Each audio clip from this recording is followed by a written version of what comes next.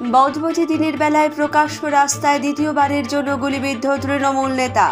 প্রায় 2 বছর ছাড়া পরপর দুবার গুলিবিদ্ধ হওয়ার মতো বেঞ্জির ঘটনায় এলাকায় আতঙ্ক। কান পাতলেই শোনা যাচ্ছে গোষ্ঠীদ্বন্দ্বের ফিসফাস। বেশ কিছুদিন আগেও গুলিবিদ্ধ হবার পর অন্যদিকে ব্যাপক উৎসাহ উদ্দীপনার মধ্যে মহেশতলার সারিঙ্গাবাদ হাই স্কুলে শুরু হলো বিজ্ঞান মেলা। আয়োজনে Budge Budge Maheshtala nature study centre. আসবো বিস্তারিত খবরে।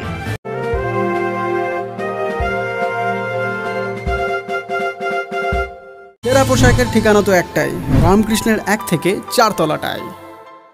উত্তর বজবজে রাত্রিবাস করার সমস্যার সমাধানে অত্যন্ত সুলভে ঘর আর অ্যাটাচ বাথরুম সহ ঘোষবিলা। বিভিন্ন অনুষ্ঠানে ব্যাংকুয়েট হল ভাড়া দেওয়া হয়। যোগাযোগ 9231433706। প্রকাশ্য দিবালোকে বজবজ বিধানসভার অন্তর্গত নোদাখালীতে প্রকাশ্য বড় রাস্তার ওপরেই শুট আউট। গুলিবিদ্ধ এক তৃণমূল নেতা। সূত্রের খবর, যিনি গুলিবিদ্ধ হয়েছেন তিনি রায়পুর অঞ্চলের যুব তৃণমূল সভাপতি কৃষ্ণ মণ্ডল। স্থানীয় সূত্রে খবর, সকালে কৃষ্ণ মণ্ডল বাইকে করে যাবার সময় পিছন দিক থেকে আরও একটি বাইকে দুষ্কৃতীরা আসে এবং চলন্ত অবস্থাতেই গুলি চালায়। ঘটনাস্থলেই গুলিবিদ্ধ হয়ে তৃণমূল নেতা কৃষ্ণ মণ্ডল রক্তাক্ত অবস্থায় রাস্তায় লুটিয়ে পড়েন। স্থানীয়রা তাকে উদ্ধার করে প্রথমে মুচিশা গ্রামীণ হাসপাতালে নিয়ে গেলে সেখানে তার দ্রুত অবনতি হওয়ার গুরুতর আহত কৃষ্ণকে কলকাতার একটি বেসরকারি হসপিটালে স্থানান্তরিত করা হয়। উল্লেখ্য, প্রায় 2 বছর আগে এই তৃণমূল নেতাকে গুলি করে হত্যার চেষ্টা করা হয়েছিল। সেই যাত্রায় কোনো রকমে তিনি বেঁচে গেলেও এইবারে তার অবস্থা আশঙ্কাজনক বলে একটি সূত্রে জানা যাচ্ছে। এই ঘটনায় তার পরিবারের মানুষ গোষ্ঠীদ্বন্দ্বের ইঙ্গিত দিয়ে রীতিমতো আতঙ্কিত হয়ে পড়েছেন। আমি ওই রাস্তায় ছিলাম, ওখানে শুনলাম গুলি করেছে। তারপরে আমি বলি তো আগের বারেও গুলি করেছিল, তাহলে দেখি কাকে করেছে। এসে দেখলাম ভাইকে গুলি করেছে। তো সেই আগের বারেও যাইতে তখন আমরা শুনেছিলাম যে ওর পার্টির লোকই বললো নিজেদের মধ্যে হয়ে গেছে। তো নিজেদের মধ্যে হয়ে গেছে তো বারবার খালি নিজেদের মধ্যেই হচ্ছে। তৃণমূল পার্টি করে দল থেকে সরিয়ে দিতে পারলে তাদের হয়তো ভালো হতে পারে, যার জন্য করছে, নাহলে করবে কেন? হ্যাঁ, তৃণমূল পার্টি করতো, আগের বারও তৃণমূল পার্টি করতো। তৃণমূলের লোক অপর মহল দিয়ে তাকে পার্টি থেকে মেরে দেওয়ার জন্য গুলি করিয়ে দিল, বললো নিজেদের মধ্যে হয়েছে। এর আগেও সেই একই ব্যাপার। তো এই ঘটনার প্রতিক্রিয়ায় বজবজ 2 নম্বর পঞ্চায়েত সমিতির সভাপতি বুচান বন্দ্যোপাধ্যায় বলেন, এই ঘটনা অত্যন্ত নিন্দনীয়, কিন্তু মুখে কোনো রকম গোষ্ঠীদ্বন্দ্বের কথা তিনি স্বীকার করেন। কারণে তো বলতে পারবো না, এবং আমি যেটা বুঝি ও যুব সভাপতি রায়পুর অঞ্চলের, আমাদের তৃণমূল কংগ্রেসের যুব সভাপতি। যা আপনারা যেটা শুনেছেন ঠিকই শুনেছেন, কিন্তু কারা বা কি জন্য গুলি চলেছে এটা বলতে পারবো না, পুলিশ তদন্ত সাপেক্ষ। ঠিকভাবে আমি ওই দিকটা তো দেখি না, ওই দিকটা অন্য কেউ দেখে। আমি যেটুকু জানি ও তৃণমূল কংগ্রেসটা করে, যারাই করুক যেই করুক খুব অন্যায় করেছে, তার পুলিশ তদন্ত সাপেক্ষ তদন্ত। এদিকে এই ঘটনায় বিরোধীরা সরাসরি গোষ্ঠীদ্বন্দ্বের অভিযোগে শাসক দলকে বিদ্ধ করেছেন। শুনে নেব স্থানীয় বিজেপি নেতা সুফল খাটু ও সিপিআইএম নেতা তথা আইনজীবী সব্যসাচী চট্টোপাধ্যায় ঠিক কি বলছেন। দেখুন, বজবজ ডোঙারিয়ায় গুলি চালনা নিয়ে কিছুই আমাদের বলার নেই, কারণ এটা বাস্তব। পশ্চিমবঙ্গ এখন এরকমই পরিস্থিতি হয়েছে। এলাকা দখল, আজকে বেআইনি প্রজেক্ট প্রমোটিং, তোলাবাজি, এটাই চলছে এই তৃণমূল সরকারের আশীর্বাদে।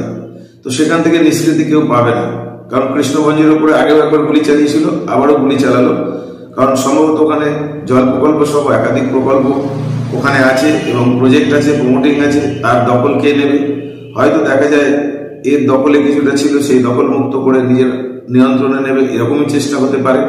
পুলিশ তদন্ত করুক, করলে আসল সত্য। আমি জানতে চাইছি,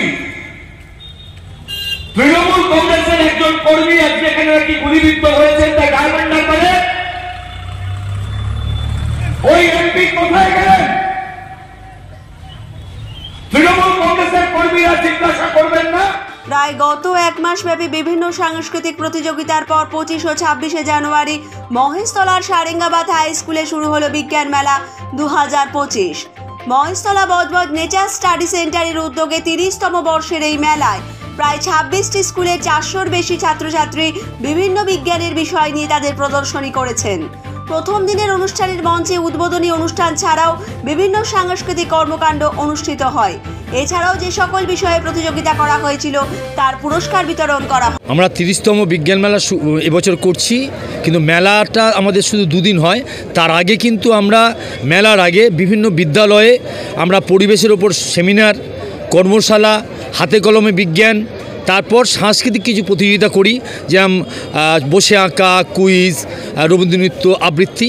এগুলো করার পর তার মধ্যে আমরা বেশ কিছু প্লাস্টিক দূষণের ওপর আমরা 4টে বাজারে আমাদের সংগঠনের পক্ষ থেকে প্রচার আন্দোলন করেছি এবং সাধারণ মানুষের হাতে কাপড়ের ব্যাগ তুলে দিয়েছি। এটা হলো আমরা 1 মাস ধরে করেছি। তারপরে আজকের এই বিজ্ঞান মেলা সারেঙ্গাবাদ হাই স্কুলের সহযোগিতায় আমাদের প্রধান শিক্ষক বিকাশবাবু খুবই সহযোগিতা করেছেন এই বিজ্ঞান মেলা করার জন্য। আপনারা জানেন বজবজ সংগঠিত এলাকাতেই এই মেলাটা 29 বছর ধরে হয়ে এসছে, কিন্তু বিশেষ অসুবিধার জন্য আমরা মেলাটা সেখান থেকে মহেশতলা নিয়ে এসেছি। যদিও আমাদের সংগঠন বজবজ মহেশতলা, কিন্তু কিছু অসুবিধা থাকার জন্য আমরা এখানে এসেছি। সেই অসুবিধাটা আমরা যখন বিকাশবাবুকে বলেছি, আমাদের উনি বুকে টেনে নিয়েছেন। আমরা ধন্যবাদ জানাচ্ছি বিকাশবাবু এবং তার যে ম্যানেজিং কমিটি প্রদীপবাবু, ওনারা আমাদের যেভাবে সহযোগিতা করেছেন, এবং এলাকার মহেশতলা পৌরসভা আমাদের সহযোগিতায় হাত বাড়িয়ে দিয়েছেন। বজবজ পৌরসভার আমাদের পৌর প্রধান গৌতম দাশগুপ্ত, উনি আমাদের এই সংগঠনের সভাপতি, উনিও সাহায্য করেছেন আমাদের। এবং আজকের এই বিজ্ঞান মডেলে প্রায় এসছে 28টা স্কুল, 3টে সংগঠন, অন্যান্য সংগঠন, এবং স্টুডেন্ট এসছে 328 জন স্টুডেন্ট অংশগ্রহণ করছে। আর আপনার মডেলের সংখ্যা প্রায় 186টা মডেল এসছে। আমরা প্রথম থেকে এই কাজটাই মুখ্য হিসাবে আমরা করছি। আমরা বিভিন্ন স্কুলে যাই, প্রাথমিকভাবে সেমিনার করে আমরা পরিবেশ দূষণ, বিভিন্ন কুসংস্কার এর বিরুদ্ধে আমরা যতটা আমাদের ছাত্রছাত্রীদের মতো করে আমরা রিপ্রেজেন্ট করি। শুধু তাই না, অঞ্চলে গাছ লাগানো আমরা অন্তত 12-10 করেছি আমরা এই প্রোগ্রামগুলো। এছাড়া আমরা এবারে প্লাস্টিক দূষণ সম্বন্ধে আমাদের এবারে থিমই হচ্ছে প্লাস্টিক দূষণ রোধ করতে হবে।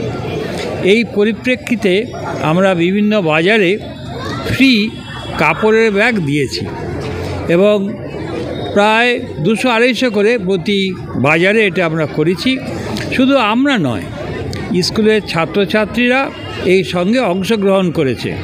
তারা আমাদের সঙ্গে থেকে ছাত্রদের অন্যান্য বাজারের যারা কিনতে এসেছে তাদেরকে বুঝিয়েছে যে প্লাস্টিক বর্জন করো, এই কাপড়ের ব্যাগ নাও, এবং তারা সেটা খুব সুন্দরভাবে করেছে। এবং এটা আমাদের খুব ভালো লেগেছে যে বিজ্ঞানের যে জ্ঞান সেটা সাধারণ মানুষের মধ্যে যাক, কুসংস্কার দূর হোক।